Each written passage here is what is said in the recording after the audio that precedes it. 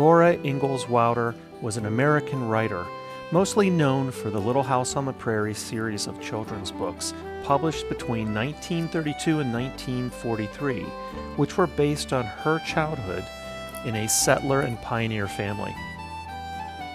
Laura was born in 1867 in Pepin, Wisconsin, which is where the location of her first book, Little House in the Big Woods, takes place.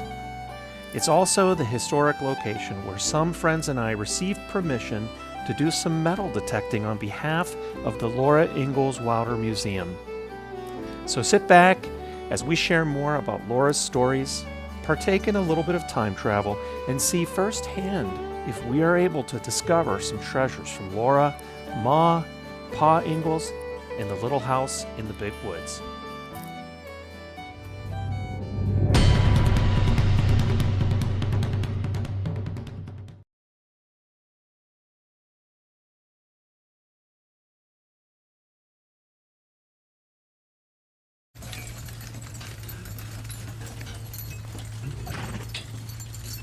After a long time, Laura began to see glimpses of blue water between the trees.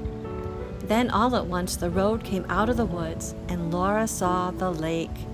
It was as blue as the sky, and it went to the edge of the world. Pa stopped the horses and turned around on the wagon seat. He pointed ahead with his whip. "There you are, Laura and Mary," he said. "There's the town of Pepin." You can visit the Big Woods property where Laura Ingalls Wilder was born in 1867. It is on this property that a recreation of the Little House in the Big Woods is built. The cabin is open all day, year-round for self-guided tours, and admission is free of charge. There's parking available for cars and large vehicles. There is no electricity or water at the site. However, there are some bathroom facilities available. This is going to be an interesting hunt here. So, got my buddies Tom, Robert, and Dylan here, and of course we are here at the Laura Ingalls Wilder home site. So, without further ado, let's get started.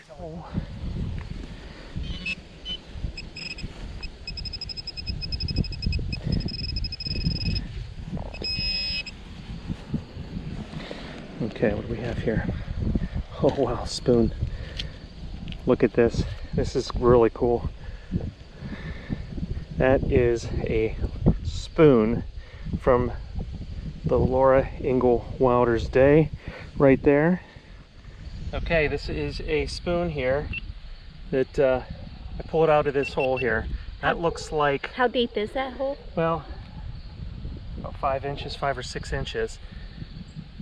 I'm guessing it was this way. Yeah, that looks like a big serving spoon, right? Right. That's from the Homestead, no doubt about that. Good find.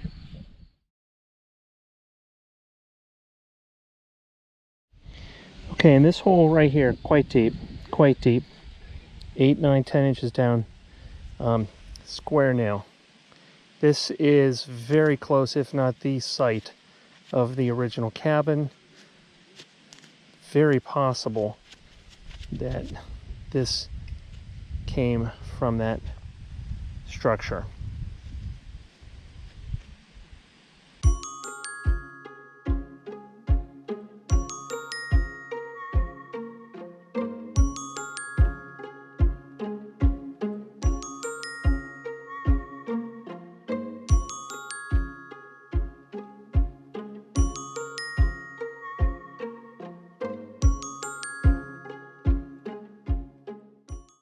All right, I'm not 100% sure. This may be a suspender clip.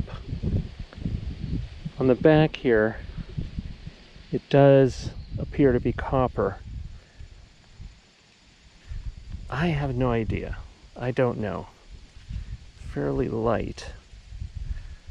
And of course this piece here was broken. But there we go.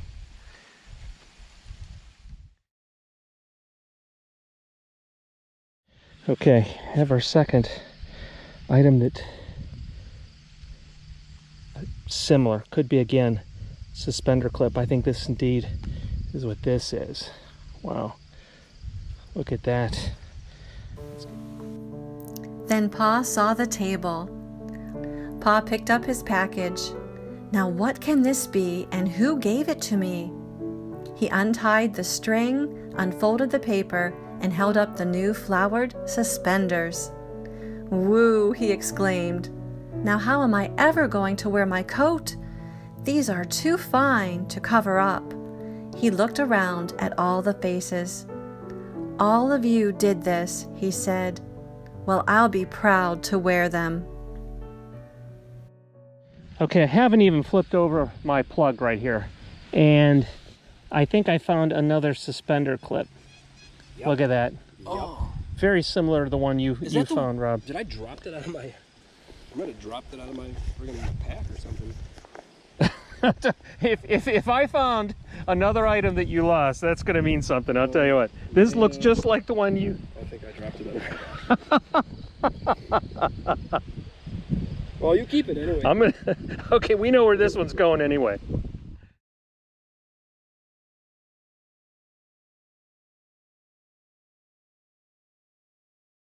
Okay, found another interesting item. Not yet sure about what it is. So first, let's take a look at the hole.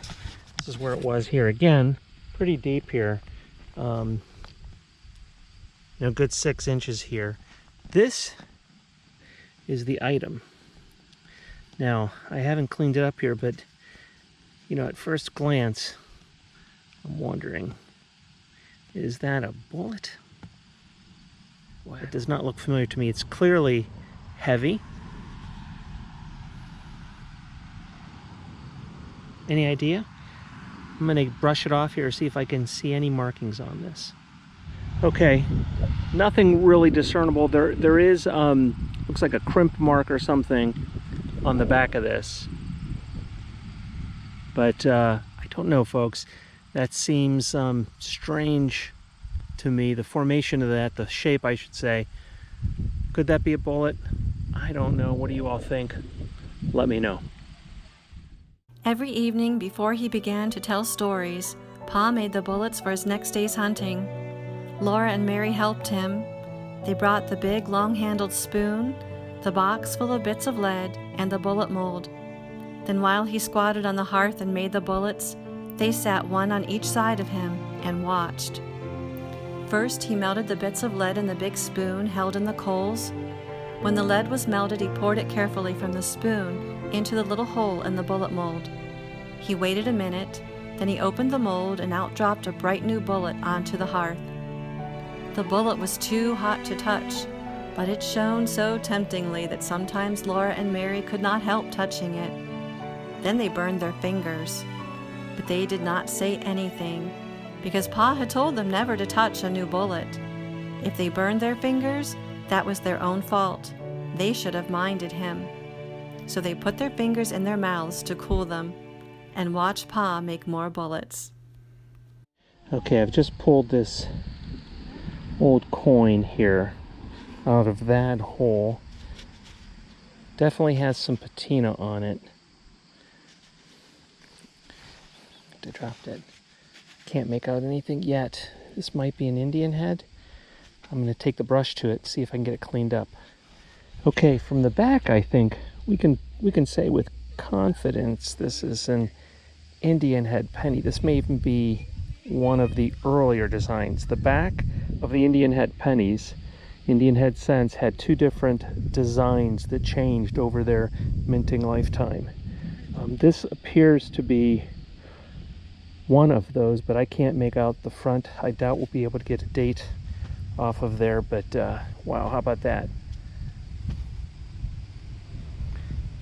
Could have been a coin in the pocket, possibly, of one of the early settlers of this land. Don't know about the Ingalls. We'll have to check the timeline, but that's a pretty cool find. Okay, here's our target right here. I see some nice green patina on here. Could this be a second Indian head penny? Yeah, I think it might be. Okay, folks, there you go. You can make out the headband, the headdress of the Indian. They had never even thought of such a thing as having a penny. Think of having a whole penny for your very own. Think of having a cup and a cake and a stick of candy and a penny.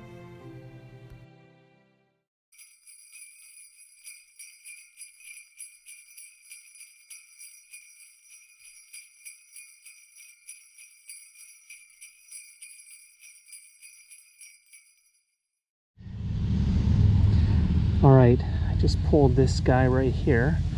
Just pulled it out of that hole below me. Take a closer look at it. Let's get it brushed off. Okay, this button does not have any inscriptions on it, but it does appear to have, you know, two holes. It's a two-hole button, very common button, and very well could have been a button from one of the Ingalls Wilder family.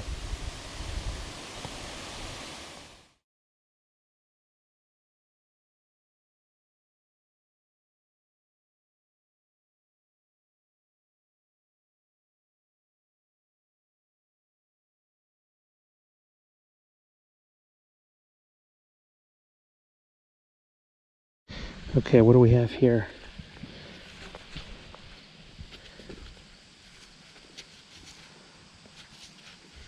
Wow, cool. What? This looks like something off of maybe an old Ford, maybe even a Model T. Check this out.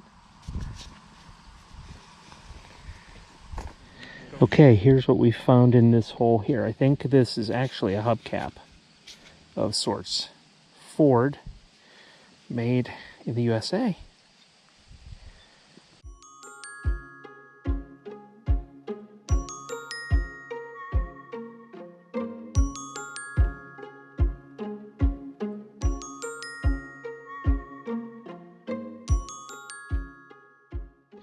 Okay, we have a signal here, really interesting. Oh my gosh, this is incredible. Beautiful, just beautiful. Look at that. That's pretty cool. Isn't that great? Yeah.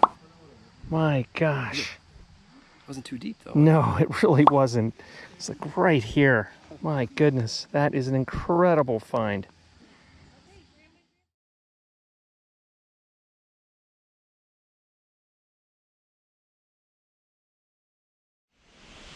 Okay, I'm about ready to show you, I think, the biggest relic I've ever dug, if we want to call it even a relic, but quite heavy.